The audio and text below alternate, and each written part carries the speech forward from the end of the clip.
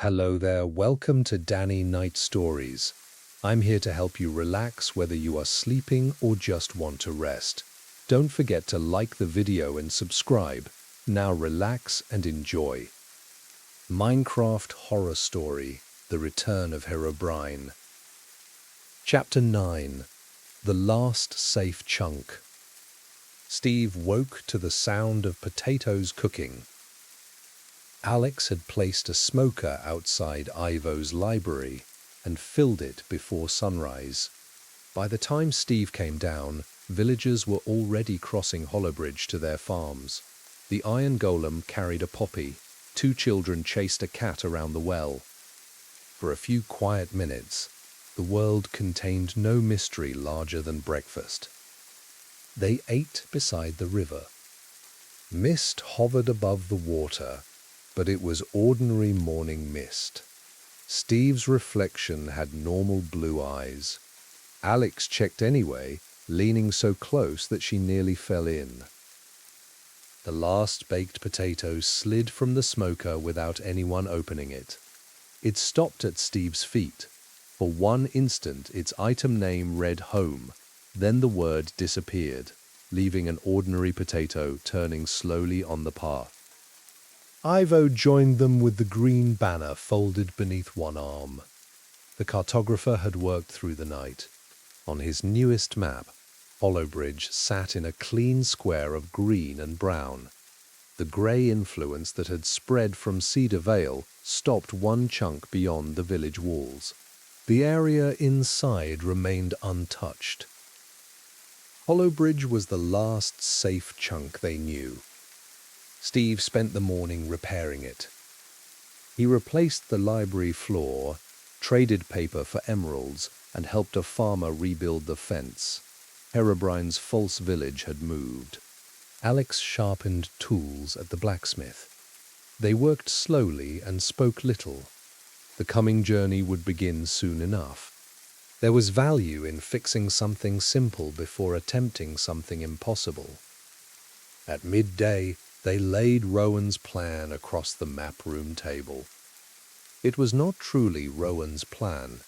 He had never described it in full. They had only his final warning, the silent message beneath bedrock, and years of knowledge about how he built machines. From those pieces, Steve and Alex designed a trap. 8 portal loaders would surround Cedar Vale, one in every neighboring chunk. Each loader would send a minecart through a nether portal and back again, preventing the area from unloading. Redstone lines would connect them to bells, skulk sensors, and lamps around the gold monument. When Herobrine took physical form, every loader would activate at once. He would not be able to retreat into an unwatched chunk. At the same moment, the enchanted apple would burn. The ritual would draw all of his scattered apparitions into one body. For several seconds, perhaps less, Herobrine and the caller would exist in the same loaded world. Then Steve would break the block. There were several weaknesses in the plan. The caller had never shown cracks. Herobrine could rearrange redstone. Burning the apple might free him before they touched the block. The portal loaders might send them into barns or oceans instead of the nether. And Rowan, the only builder who could have solved those problems elegantly, was trapped inside the very thing they intended to destroy. Alex looked over the diagram. He would call this a mess. He would add more observers. He would add TNT. He will probably get his chance. They gathered materials from Hollowbridge and Ivo's trades: obsidian, rails, minecarts, redstone comparators, soul lanterns, wool, and enough food for several days filled their shulker boxes. The village blacksmith gave Alex a channeling trident from an old chest. Steve repaired it with mending until blue enchantment light moved cleanly along the prongs. Before they left, Ivo placed the green banner back in Steve's hands. The cartographer then gave him one last map. It showed Cedar Vale restored. The house, bridge, barn and wheat field stood beneath a bright sun. 3-player markers waited near the front door. Steve, Alex, and Rowan. At the northwest edge, beyond the bare grove, was a 4th marker without a color. The map might have been a promise or a warning. Steve carried it anyway. They followed the green road north. For the first day, the journey was uneventful. Sunflowers gave way to plains, then dark oak forest. They slept beneath a stone overhang and reached the South River the next morning. Steve kept the enchanted apple in his ender chest. Alex carried the recovery compass whose needle pointed steadily toward Cedar Vale. The first sign of Herobrine appeared at the old boundary. Every tree on the north side of the river had lost its leaves. The south bank remained green. The line was exact enough to follow with a ruler. Steve and Alex crossed by boat. The world grew quieter. Sheep stood in the plains but made no sound. Clouds stopped moving west. At night, hostile mobs spawned in the distance and watched without approaching. Herobrine did not appear. That troubled Steve more than an attack would have. The entity knew their plan, or enough of it. He had watched them beneath the first world. He had placed the apple in Steve's inventory. Every step home was one he wanted them to take. On the 3rd afternoon, Cedar Vale appeared beyond the hills. The stone bridge stood intact. Smoke rose from the house. Wheat moved in the wind. From a distance, the valley looked exactly as it had when Steve returned from the Western Ocean. Flint was waiting on the dock.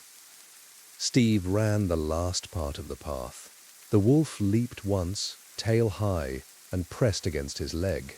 Its collar remained red. Its eyes were brown. Alex fed it, checked it for white wool, and finally allowed herself to smile. The other animals were alive. Villagers traded normally. The barn roof had repaired itself.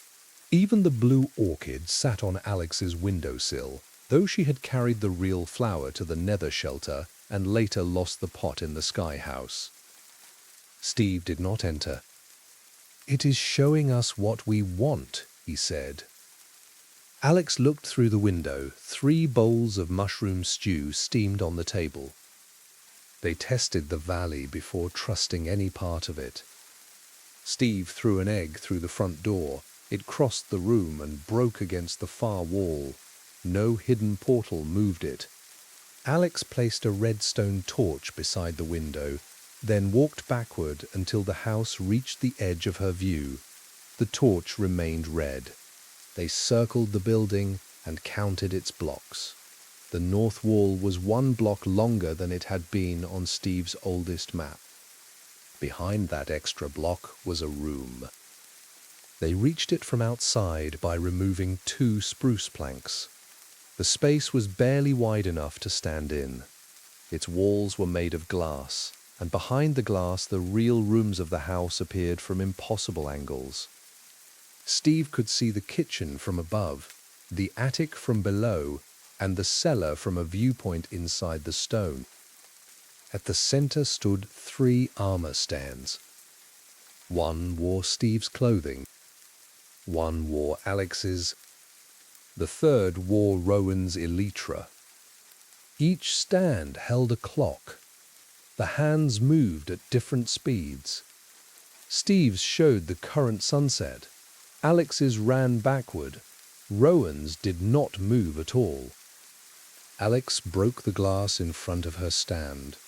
The armor stand turned its head. She froze. It did nothing else. Steve opened the clock it carried. Instead of the usual day and night face, its surface showed the floating sky house. Alex was still inside, trapped behind the redstone line. The version standing beside Steve appeared nowhere in the image. "He wants us to doubt which one came back," she said. "Do you?" "Yes." It was an honest answer.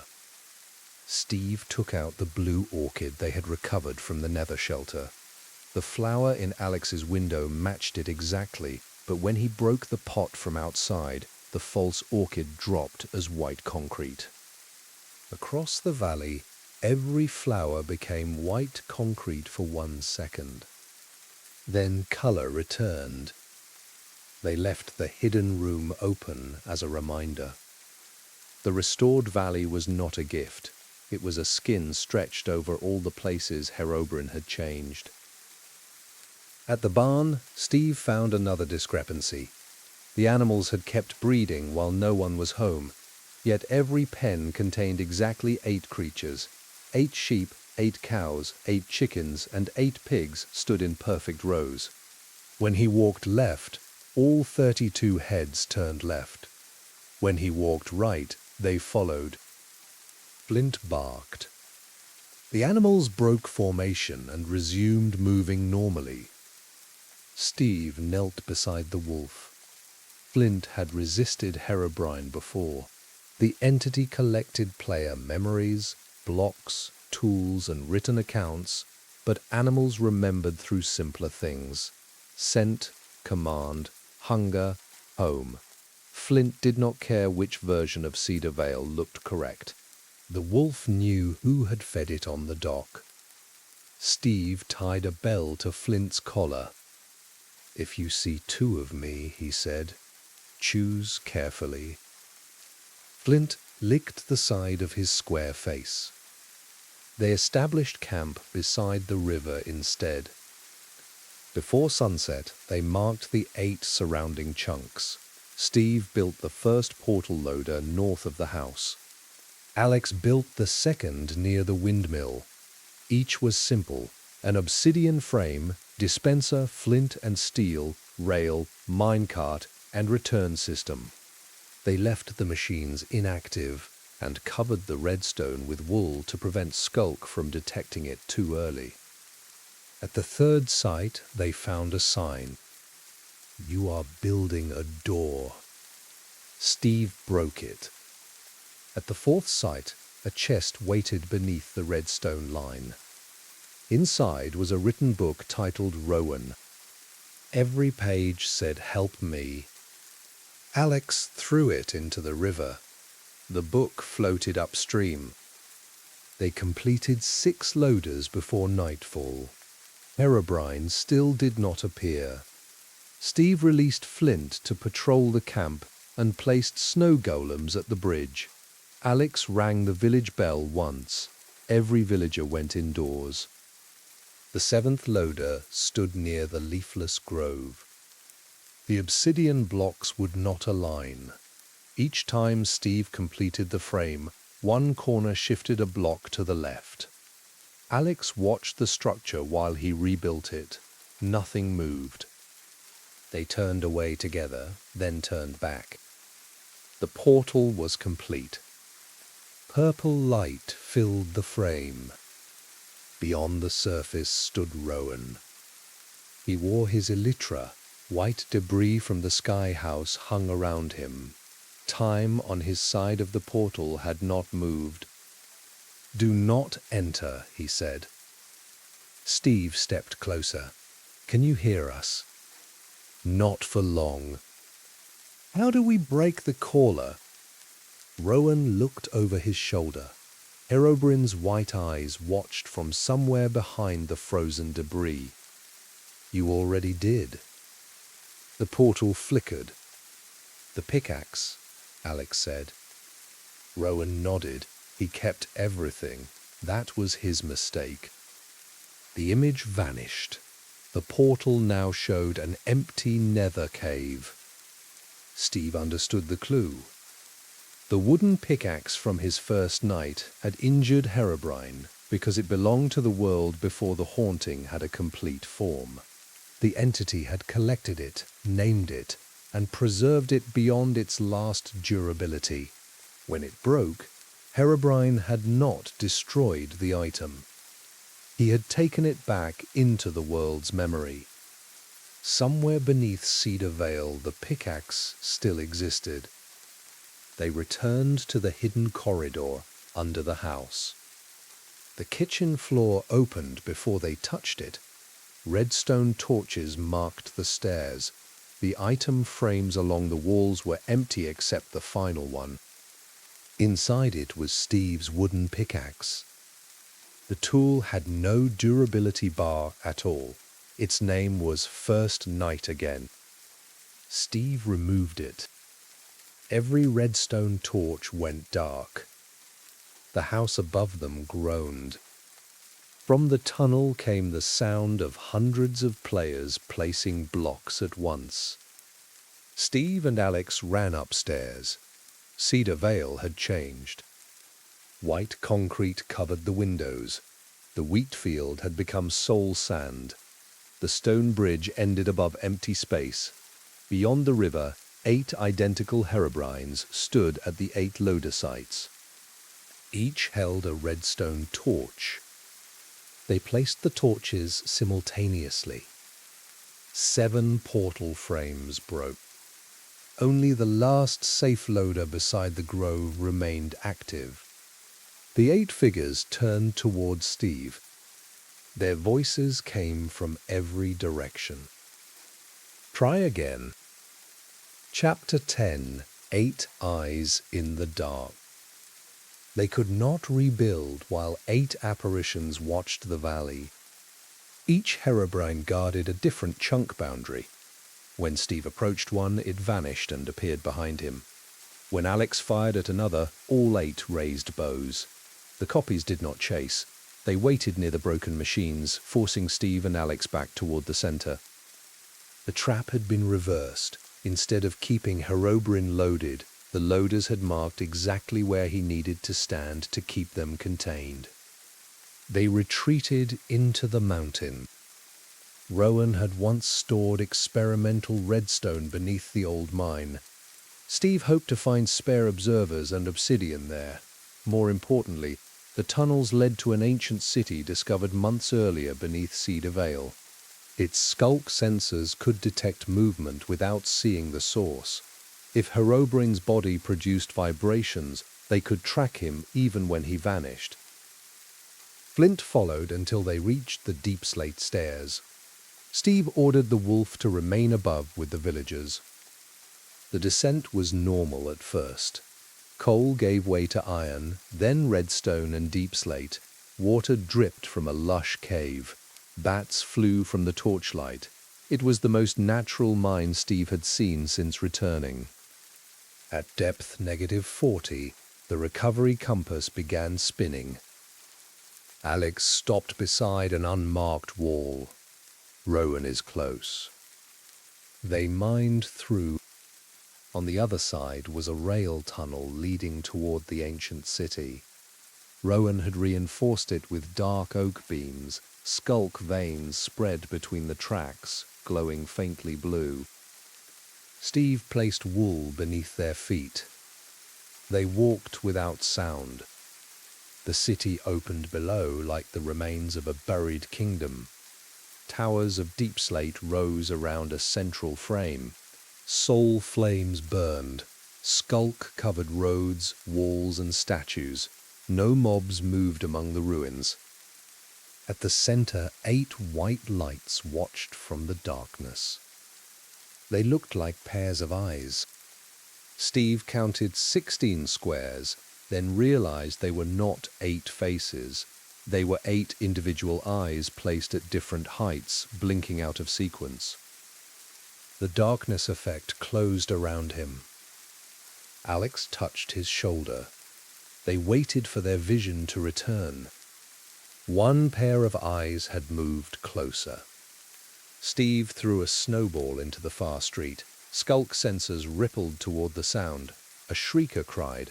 The white eyes vanished. The warden rose from the ground.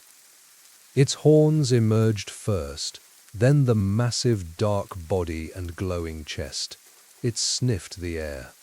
Steve and Alex remained on wool, barely breathing. Across the city, a player walked openly down the stone road. Herobrine. The warden turned toward him. Herobrine stopped. For the first time, the entity appeared cautious. The warden roared and charged. Herobrine vanished. It turned, tracking vibrations. He appeared on a tower. The warden's sonic boom struck the deep slate and tore blocks from the wall. Steve saw the opportunity. "It can hit what we cannot," he whispered. Alex nodded toward the central frame. "And it can break blocks from a distance." If they brought the warden to spawn at the moment, the caller became physical. Its sonic attack might fracture the block long enough for Steve's wooden pickaxe to finish it. Transporting a warden across hundreds of blocks was a task Rowan would have described as technically possible and socially unwise. They did not need to transport it. The ancient city's central frame matched the one beneath the gold monument. Skulk veins connected both through the grey road on Ivo's maps. Herobrine had built tunnels between places the world should not connect. They could use his route against him. Alex placed calibrated Skulk sensors along the road. Steve followed the strongest signal. It led into a ruined chamber filled with candles. At its center lay an echo shard and a broken recovery compass. The shard pulsed when Steve touched it. Rowan's voice entered his mind. Not words at first, redstone signals. Steve saw the portal loader circuit as Rowan understood it. Every comparator, delay, and chunk border. He saw the error in their design. 8 machines were unnecessary. A single loader could pulse through the nether and branch back into all surrounding chunks if the portals were linked by rails. The network already existed beneath Cedar Vale. Herobrine had built it to travel. They only had to reverse the minecarts. Then Rowan showed him the caller. It was not beneath the monument yet. It existed below bedrock, chained to the seed memory. Burning the apple at spawn would pull it upward. For 3 seconds, the block would replace the netherrack in the center of the gold structure. 3 seconds. The warden had to fire. Steve had to strike. Alex had to reverse the portals. And someone had to keep Herobrine's attention. The final signal showed Rowan inside the frozen sky house, holding the machine that connected them. He intended to do it. The echo shard cracked in Steve's hand. Herobrine appeared beside Alex. No warning, no footsteps. One moment she was alone near the candles, the next his white eyes shone over her shoulder. He placed a hand against her face. Alex screamed. The warden turned. Herobrine vanished, taking Alex with him. Steve threw an ender pearl toward the last place. Her name tag appeared. He teleported into a corridor beneath the city. White concrete spread across its walls. Ahead, Alex stumbled through the dark with both hands over her eyes. Steve reached her. "Do not look," she said.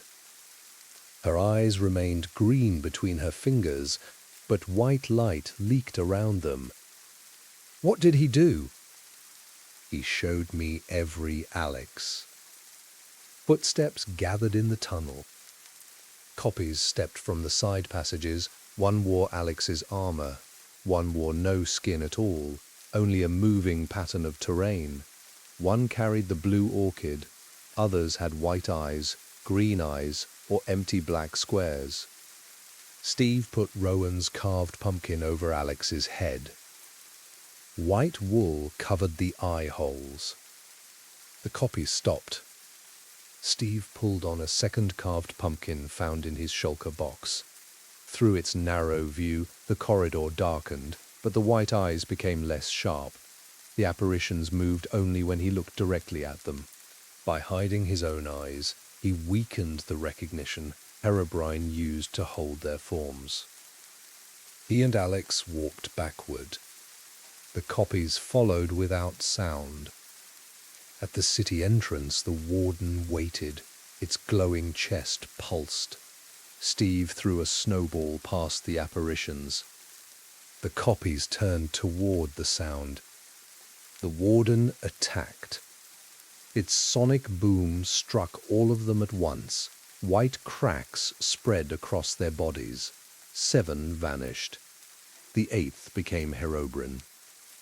He did not disappear this time. The warden's sense fixed on him. Herobrine ran. The chase moved through the ancient city, up the rail tunnel, and into the mine beneath Cedar Vale. Each sonic boom shattered stone behind the fleeing figure. Steve and Alex followed at a distance, using wool paths and regeneration potions. They did not need to lead the warden home. Herobrine was doing it for them. Near the surface, the entity finally turned. His white eyes widened. He understood the trap. He struck the tunnel ceiling. Gravel collapsed between him and the warden. Steve placed TNT. The blast reopened the passage. The warden burst through, roaring. Herobrine vanished toward the house. They reached the cellar as night fell. Outside, the 7 broken portal loaders had repaired themselves. Minecarts waited on their rails, all facing inward. Rowan's signal moved through the redstone. Lamps lit one after another around the valley. The warden emerged beneath the kitchen. Villagers rang the bell and fled indoors. Flint barked from the bridge. The iron golems moved toward the mountain, but Steve blocked their path. Alex removed the white wool pumpkin. Her eyes were green again. Steve handed her the enchanted golden apple. 3 seconds, he said.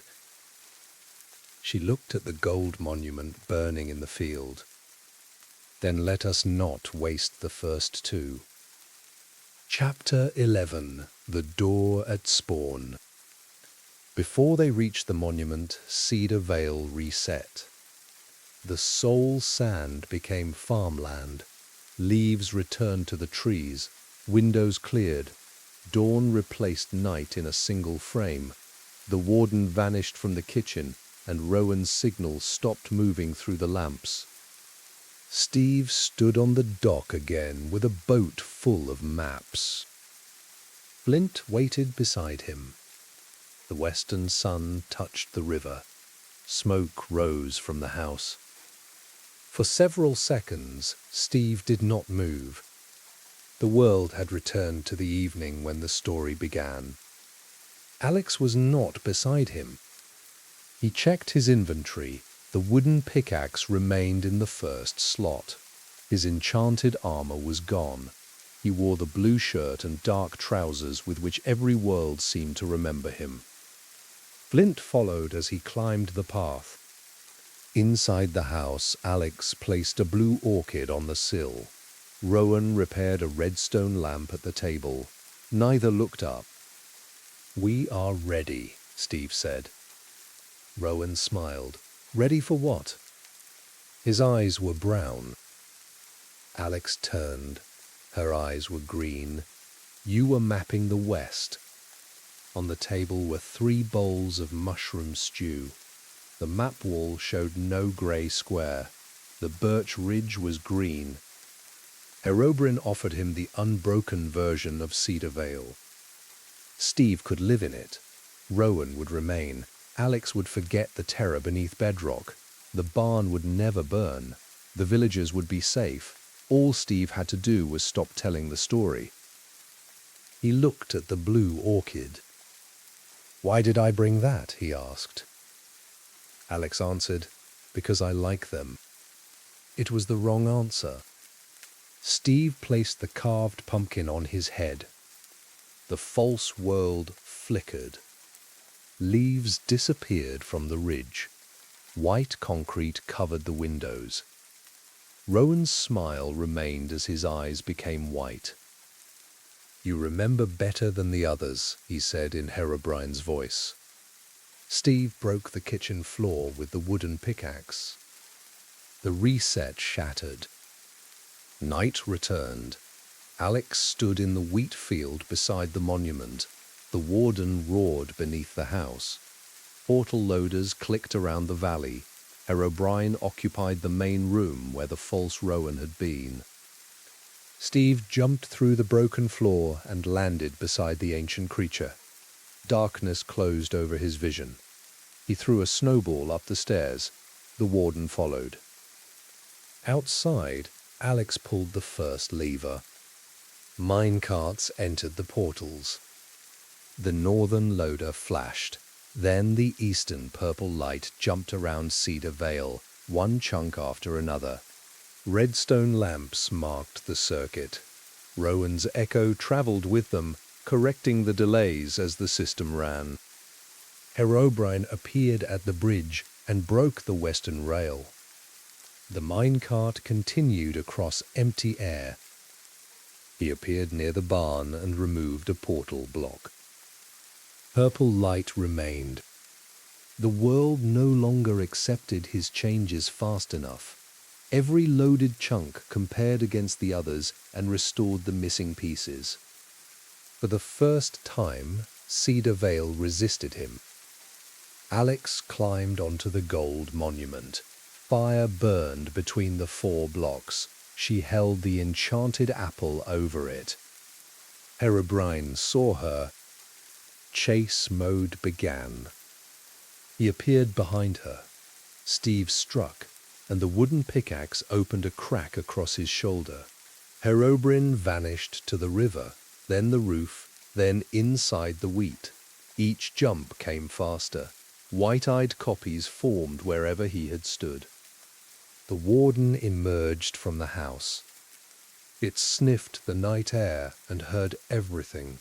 Bells, minecarts, portal hum, flint barking, redstone pistons, Steve's boots, Alex's heartbeat. Herobrine made no vibration. The warden could not find him. Steve opened Rowan's echo shard. The weak signal flashed through every skulk sensor around the field. Each sensor clicked in sequence, not where Herobrine stood, but where he would stand next. Rowan had mapped chase mode. Left of the monument. Bridge. Barn roof. Behind Steve. The final sensor lit beneath Alex. "Now," Steve shouted. Alex dropped the apple. It entered the netherrack fire. The flames turned white. Every apparition in Cedar Vale stopped. White light pulled from their eyes in long strands, crossing the field and entering the central figure. Herobrine appeared beside the monument, no longer flickering. His body became solid enough to cast a shadow. The nameless line on the player list filled with a name. Herobrine. The netherrack beneath the apple changed. The caller rose into the world. Chains of black particles stretched downward through the soil. The redstone torch inside the deep slate beat like a heart. 3 seconds began. First, Alex threw the channeling trident. The sky had been clear, but thunder formed above Cedar Vale. Lightning struck the monument. Gold flashed. Every skulk sensor screamed the location. The warden turned. Second, Herobrine seized Steve. White light filled his vision. He saw other worlds opening, new forests, untouched beaches, players punching their first trees. The burning apple created a path toward all of them. Herobrine needed only one more moment. Rowan appeared behind him. Not a copy, not a player head. Rowan as he had looked before the Sky House, wearing the elytra and holding a redstone torch. His body was translucent, made of blue skulk light. He pulled Herobrine away. I kept the machine loaded, Rowan said. Third, the warden fired. Its sonic boom crossed the wheat field and struck the caller. Cracks covered the deep slate. Steve swung the wooden pickaxe. The tool hit once. The caller broke. The redstone torch at its center dropped as an item. Herobrine screamed without opening his mouth. Every bell, note block, piston, portal, minecart, and shrieker in Cedar Vale produced the same sound. The white fire collapsed inward. The enchanted apple did not vanish. It changed. Its glow moved into the broken redstone torch, turning the tip gold. Rowan picked it up. The door is still open, he said.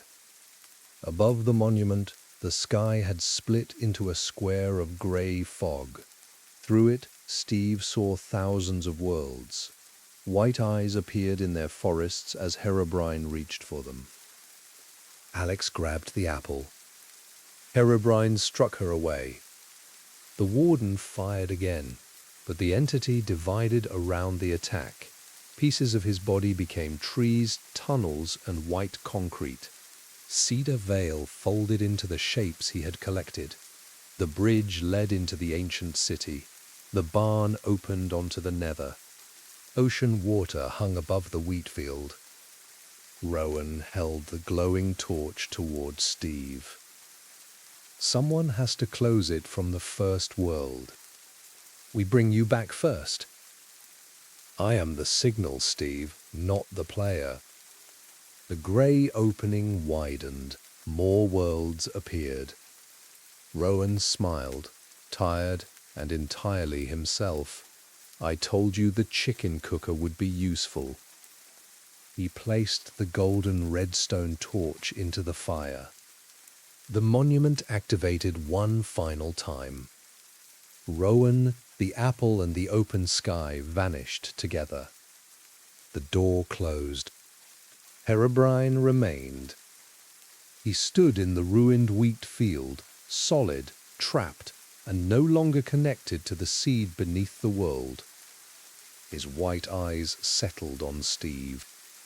The player list showed only 3 names: Steve, Alex, Herobrine. Then the last chase began. Chapter 12. The Last Sunrise. Herobrine moved faster than any player. He crossed the field before Steve could raise his shield. The first blow emptied half Steve's health. Alex attacked from the side, but Herobrine caught her sword and broke the enchanted blade between his hands. The warden charged. Herobrine struck the ground. A 2x2 tunnel opened beneath the creature, dropping it into the ancient city. The passage sealed before it could fire. Steve and Alex ran toward the bridge. Portal loaders still surrounded Cedar Vale. The circuit kept every chunk active, preventing Herobrine from disappearing, but it also kept them inside with him. The river had become a wall of ocean. The north road led back to the house no matter which direction they traveled. Herobrine did not need the caller now. He had a body, and he intended to take the last thing that body lacked. Steve's name. The name tag above Steve flickered each time Herobrine struck. Letters vanished from the end. Steve. Stevie. Steve. Alex saw it. If he takes the name, he takes the player. They reached the house.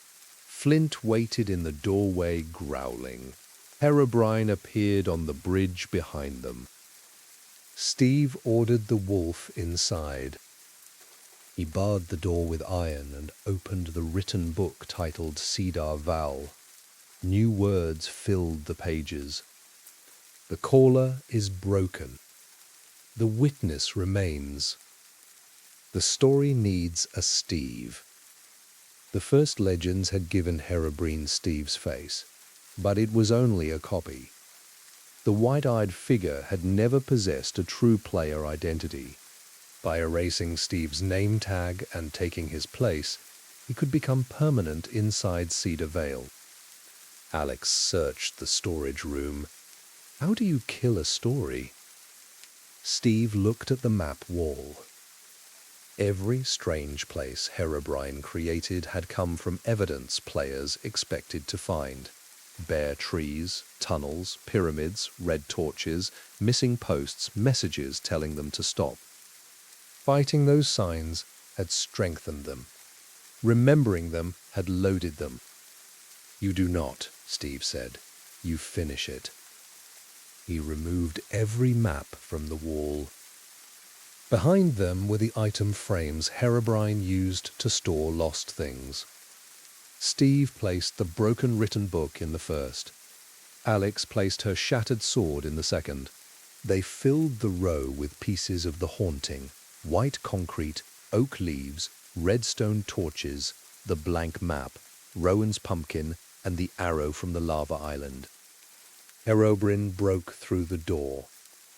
Steve placed the final object: the green banner from Ivo. The frame flashed. Across Cedar Vale, Herobrine's structures began returning to the house. The leafless grove collapsed into stacks of oak leaves. The 2x2 tunnels filled with stone. Sand pyramids broke into blocks and flew through the windows. Every collected sign became an item on the floor.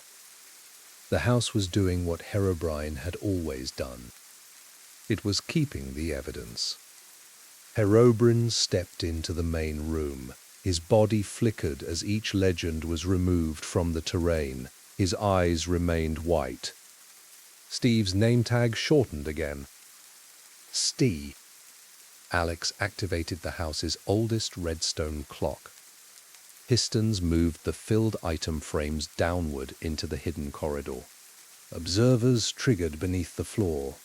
The collection slid toward the seed memory where the caller had been. Herobrine reached for Steve. Flint attacked. The wolf struck Herobrine's arm. White cracks spread from the bite. Herobrine turned, and Steve hit him with the wooden pickaxe. No durability bar appeared. The tools struck again and again without breaking. Each blow removed something from Herobrine. The first took the fog. The windows cleared. The second returned leaves to the northwest grove. The third closed the tunnels. The fourth darkened the white concrete eyes. Herobrine caught the pickaxe on the fifth swing. He snapped it. This time, the item dropped in 2 pieces. Steve's name tag vanished completely. The player list showed Alex and Herobrine. Steve remained standing. Herobrine looked at him with Steve's own face, and for the first time uncertainty crossed it. The story expected one Steve. Now neither of them had the name. Alex understood before Herobrine did. She opened an anvil from her inventory and placed it on the floor. In one slot, she set Ivo's green banner. In the other, she placed Steve's blank map. The anvil required a name. Alex typed Steve. The letters appeared on the map. The world chose. Steve's name tag returned. Herobrine's body split from shoulder to waist in a line of white light. He attacked Alex, but Steve stepped between them. The blow carried him through the kitchen wall and into the field. He landed beside the remains of the gold monument with half a heart. Herobrine followed. His left eye had gone dark. One white square remained. The house machinery continued pulling evidence below. The player list flashed. Alex, Steve, Herobrine, then only Alex and Steve, then all 3 again. Herobrine knelt beside Steve and raised one hand. From beneath the monument came a redstone click. Rowan's machine had one pulse left. The 8 portal loaders activated in reverse.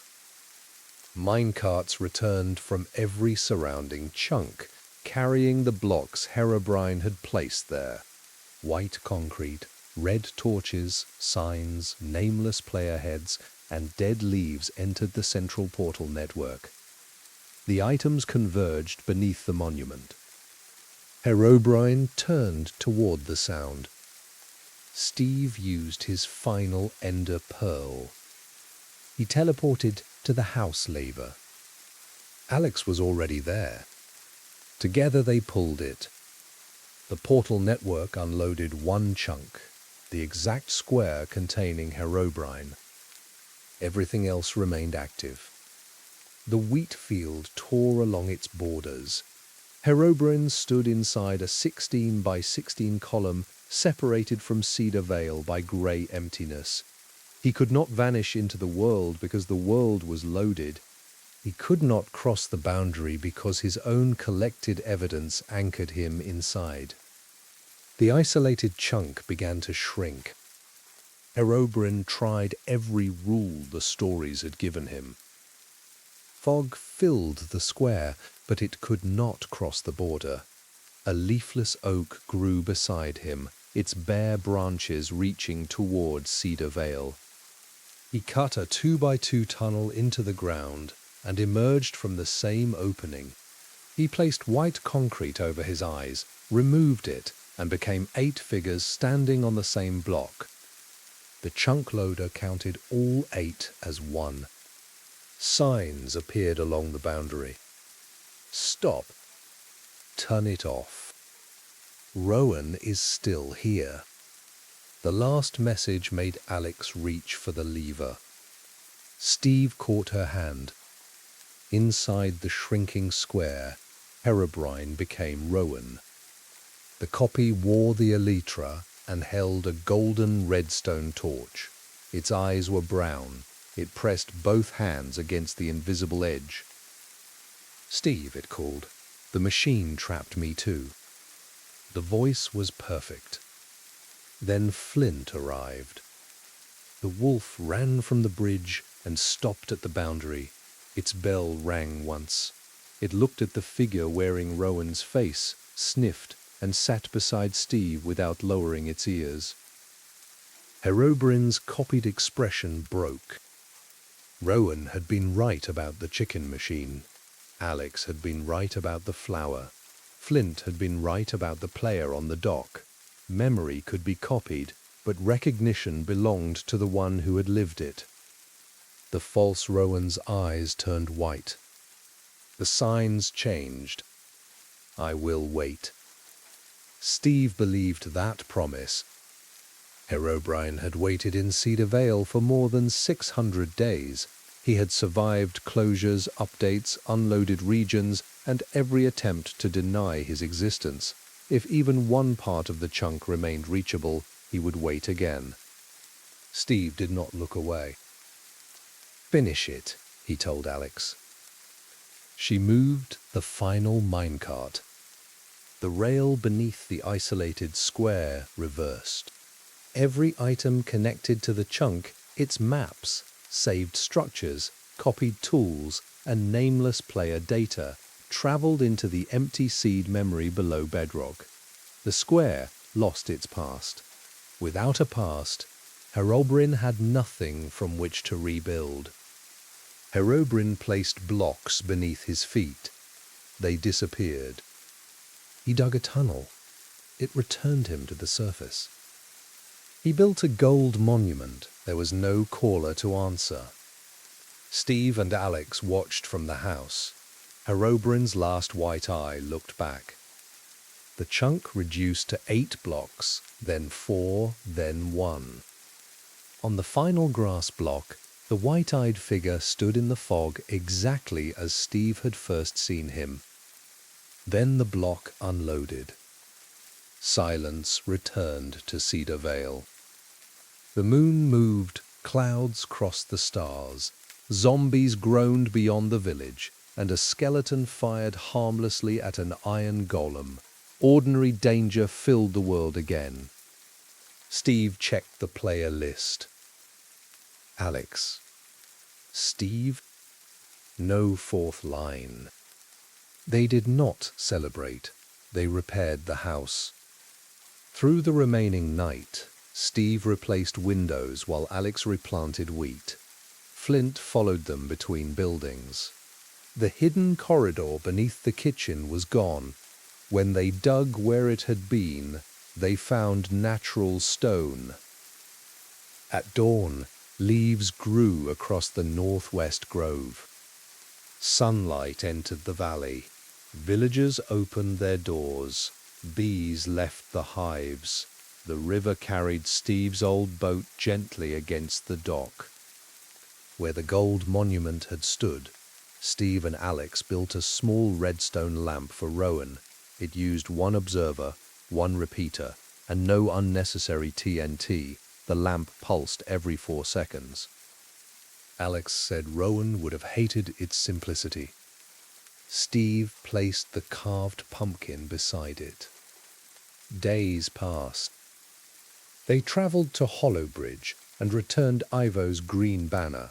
The cartographer's maps showed no grey roads. Beneath his library, the ladder had become solid bedrock. Steve looked into the river and saw only his own blue eyes. They went back to the nether shelter. The blue orchid still grew beneath the window. Rowan's emergency chests remained full. On one wall, someone had written a final redstone diagram in charcoal. It was signed with the letter R. Steve copied it but did not build it. By day 700, Cedar Vale looked alive again. The barn had a new roof. The portal hub was repaired. Alex planted blue orchids on both sides of the bridge. Steve completed the western map wall. The square over the birch ridge was green. One evening, Steve wrote everything down. He began with the boat on the river and the player in the fog. He described the leafless grove, the mine beneath bedrock, Hollowbridge, the sky house, the enchanted apple, Rowan's last signal, and the chunk that disappeared. He did not leave out Herobrine's warning that stories gave him form.